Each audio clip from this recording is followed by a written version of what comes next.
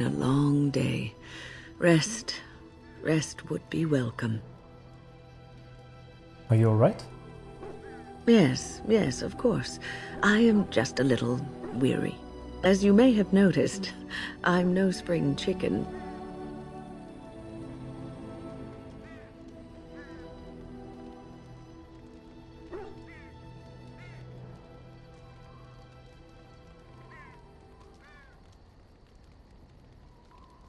You are very sprightly for your age, though. Thank you. You're very kind to say so. But in all honesty, I do not know how many years I have left in me. I have lived for such a long time, but there is always something else to do. And I have to keep going in order to do it. I think I will be glad when I am done.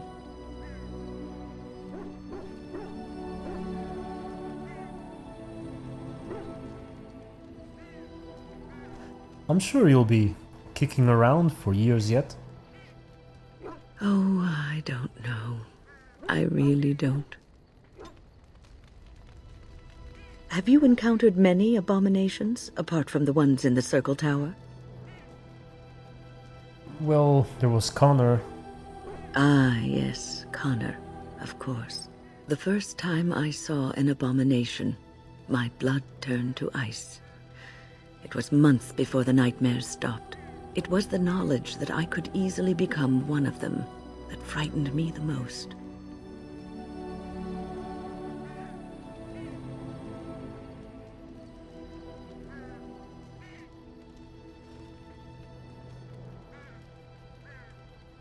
But it is this knowledge that drives you to be cautious. One slip.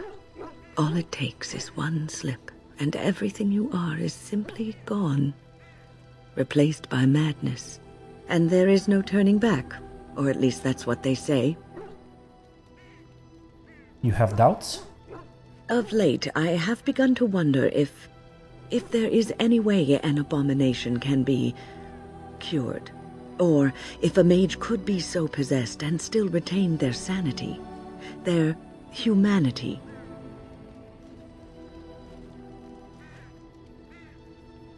Why do you care so much about this, anyway?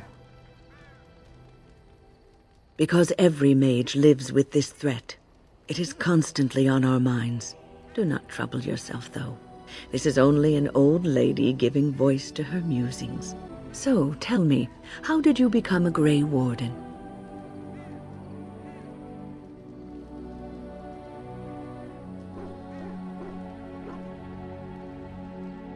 Well, Earl Howe massacred my family. Duncan helped me escape. Arl Rendon Howe? The Earl of Amaranthine? Why would he do such a thing to you?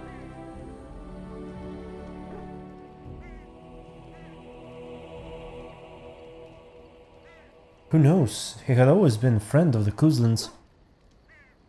You are the last of the Kuslans? I had no idea. My lord?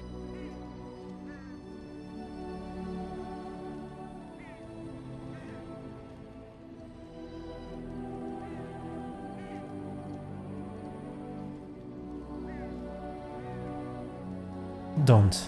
I'm just a Grey Warden now. Yes, I suppose so. You can no longer have a title, can you? But that does not mean you must forget utterly where you came from. Take heart, dear friend. You survived, even when you were not expected to. We do not know yet what lies in store for you, or the name you carry. It is not so bad, is it, being a Grey Warden?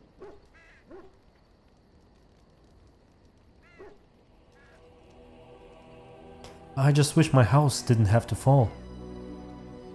Sometimes it gives me comfort to think that everything will end up the way it's supposed to. That it will be all right. You were chosen. You survived the joining when others did not. Perhaps it was meant to be. I must ask, what does being a Grey Warden mean to you?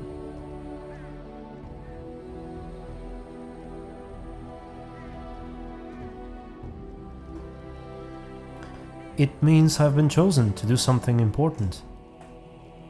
There's that, of course. But there's more to being a Grey Warden than killing Darkspawn and saving the world from the Blight. Ultimately, being a Grey Warden is about serving others. About serving all people, whether elves or dwarves or men.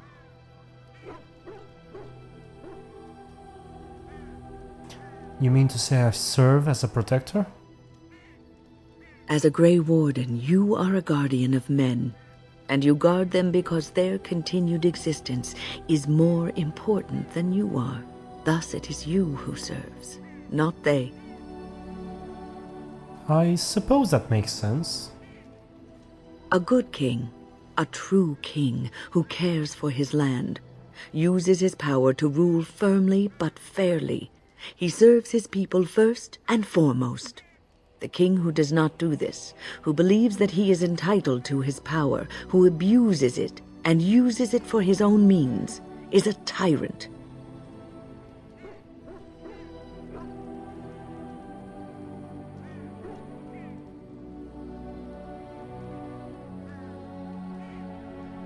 So in a way, having power confines you. If you live apart from others and your actions affect only you, then you may do as you wish. But if you have power, influence, and strength, your every action will be as a drop of water in a clear, still pond. The drop causes ripples, and ripples spread. Think of how far they will go, how wide they will become, how will they affect the pond. But I've lectured enough for today. I should stop before I wear out my welcome. You're quite taken with each other, aren't you?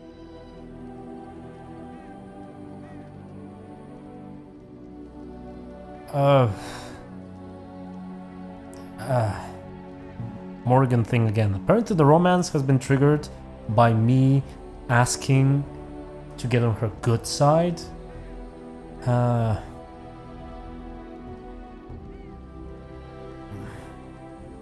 You know about me and Morgan? Well, she's hardly discreet.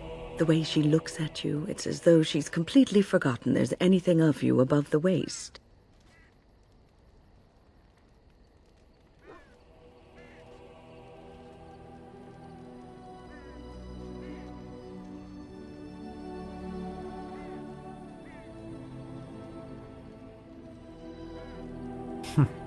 So what are you going to say about us? I've noticed your blossoming relationship, and I wanted to ask you where you thought it was going. She is a cunning woman, a maleficar. She will use you for her own ends.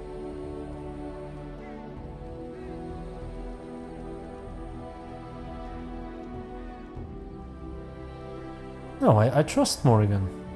I am telling you what I see and what my instincts tell me. And even if the feelings you share are genuine, this affair may not be the best thing for either of you. You are a Grey Warden. You have responsibilities which supersede your personal desires.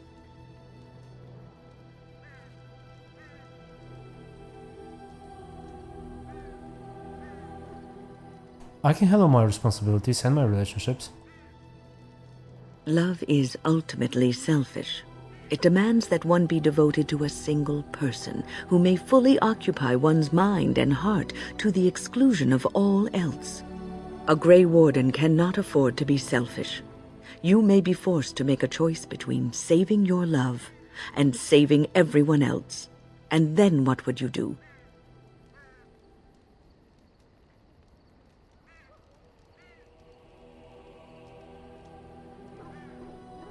I think you're making things sound more dire than they are. Nothing is certain. Not in these times. You cannot take anything for granted. I want you to be aware of this. I'll consider what you have to say. I am just trying to minimize the suffering that may come to either of you. I have given my advice. Do with it what you will. What's on your mind?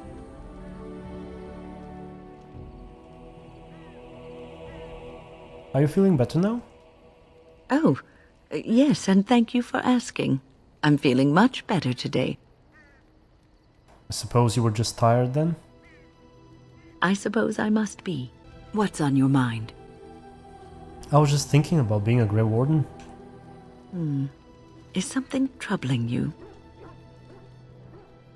Everyone expects so much of me. No one said it would be easy. You are one of the 2 surviving Grey Wardens in Ferelden. You defend all of us, and much rests on your shoulders.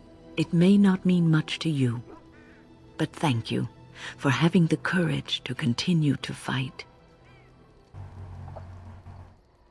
I'll be ready when the time comes. And that gives me hope. Have you heard much about the Grey Wardens of old?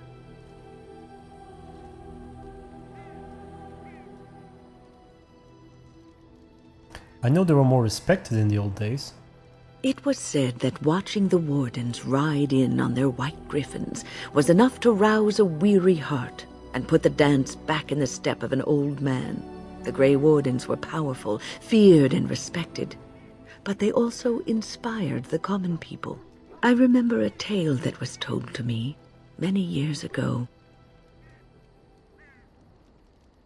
Does the story have griffins in it? Maker's mercy, it's like talking to a child.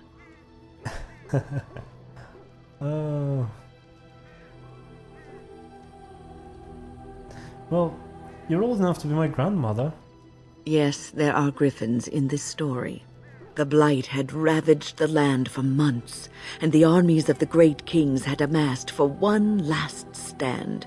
As the sun burst through the clouds that boiled and churned in the dark sky above, it illuminated a vast, seething horde of darkspawn, with the archdemon at its head. And it was then, when courage seemed to fail, and all lost to death and despair, that the Grey Wardens came. They arrived with the beating of wings like mighty war drums, and stood before the armies of men. And what happened then? I can say griffins? The Grey Wardens, grim and fearless, marched forth, ever between the men and the encroaching darkspawn. They formed a shield of their own bodies and held that line until the archdemon was dead, and the last darkspawn lay trampled in the dirt. And then, demanding neither reward nor recognition for their sacrifice, the Grey Wardens departed. When the clouds finally rolled back and the sun shone full upon the blighted ground, the great kings knew that they had lost no men, and none of their blood had been spilled. I like happy endings. This is a tale about no battle the Grey Wardens have fought, and yet about them all. They have always defended us from the Darkspawn, taking losses so we do not have to. People may have forgotten over the centuries, but nothing has changed. This knowledge has been blessing and burden to Grey Wardens past, and now it shall be your blessing and your burden. I love these conversations with Wynne. There's just something special about them. It's so pleasant to just listen to her speak. You have this feeling that I can forget what her conversations are about, but I can never forget the feeling I get when listening to her. What's on your mind? As a Grey Warden, I'll never lead a normal life, will I? No, you won't.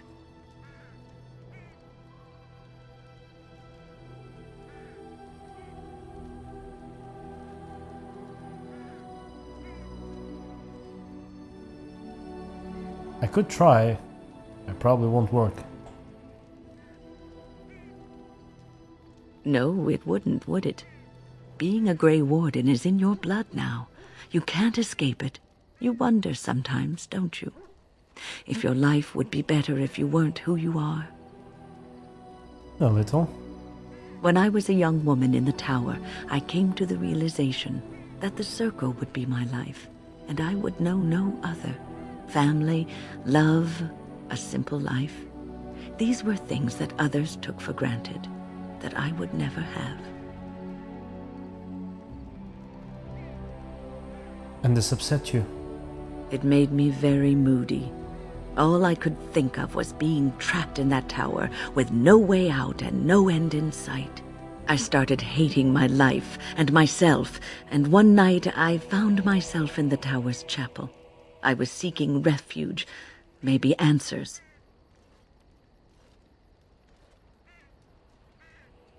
And did you find anything? I must have looked tearful or made some noise, because the revered mother came out and decided to speak to me.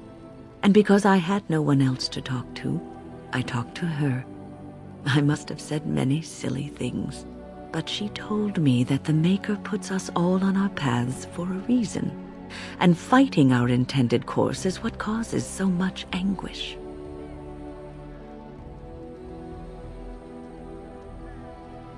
And that made you feel better? I thought the old biddy was full of rubbish. I was 15, maybe 16, and I knew everything. So I left, but I always found my way back to that chapel. And as the years passed, I began to see the truth of her words. We were supposed to be polar opposites, mage and priest. But we weren't. There was much about us that was the same. All this sap and nonsense is going to make me throw up. What a horrible response. Okay, I suppose priests have to give up a lot too. The revered mother had lived in the chantry all her life, as I had been in the tower for all of mine. She taught me that you can find your family in the people around you, that you can love your work and find fulfillment in duty, and there is joy even in self-sacrifice. If you put others before yourself, then their well-being is yours, and their happiness is your happiness.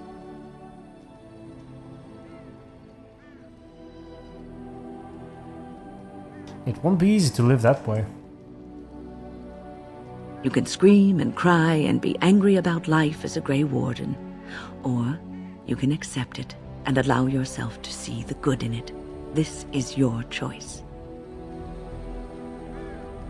What's on your mind? I'd like to ask you something about the circle. I will answer to the best of my ability. How did you become a mage? People don't become mages. They are born mages. The talent just surfaces later. But you are asking how I ended up at the circle. I was brought there by the Templars, just like many of the other apprentices. I don't remember very much. I was very young then. And what about your family? I didn't have a family. I never knew my real parents. My earliest memory was of hiding in a hayloft on a farm, trying to keep warm. I was found, and the farmer's wife was kind enough not to send me away. But they had children of their own, and I was never made to feel welcome. The eldest son was the worst. He was always calling me a stray, and throwing anything he could get his hands on at me. And I don't know how it happened, but one day, he just found his hair on fire. Fortunately, there was a large trough nearby. Serves him right. He ran screaming, dripping head and all, to his mother. I was shut up in the barn with a bowl of water and a crust of hard bread. The Templars arrived several mornings later. It's a terrible experience for a child. The barn kept me safe from the village children and the stones they would hurl at me. I was afraid, yes, but it could have been much worse. I'll never forget the moment the Templars led me into the entrance hall of the tower. I had never seen anything so grand in my life. I stopped being afraid then. I knew I was home.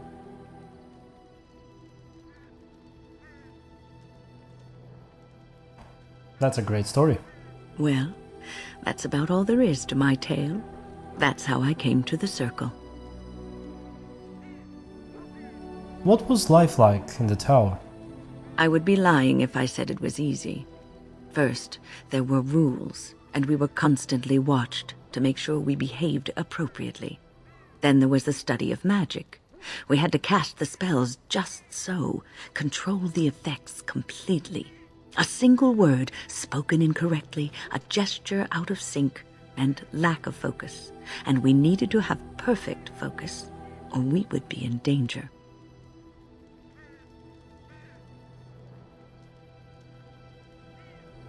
At least you learned the dangers of magic. Without the circle and my mentors, I would not have been where I am today. And there was joy in life at the circle. The joys of fellowship, in knowing that you were not alone in your struggles. In spite of everything, I was happy in the tower, and I loved it. What's on your mind? I will answer to the best of my ability. Why didn't you want to stay at the tower? The circle is in good hands. Irving knows what to do, and he doesn't need me underfoot. For now, I will support those that battle the Darkspawn. I do feel I left things unfinished in Ostagar. There is so much left to do, and I would be part of it. I'm glad for your company. The Grey Wardens, all 2 of you, need all the help you can get. I will see this through to the bitter end, and after that, if I am still left standing, then I will return to the circle.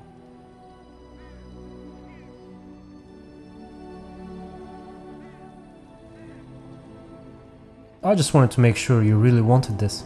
No, of course I don't. I'm old and unsure of what I'm doing. Actually, I'd rather be in a warm chair in the sun, being served pudding, or some other easily digestible food.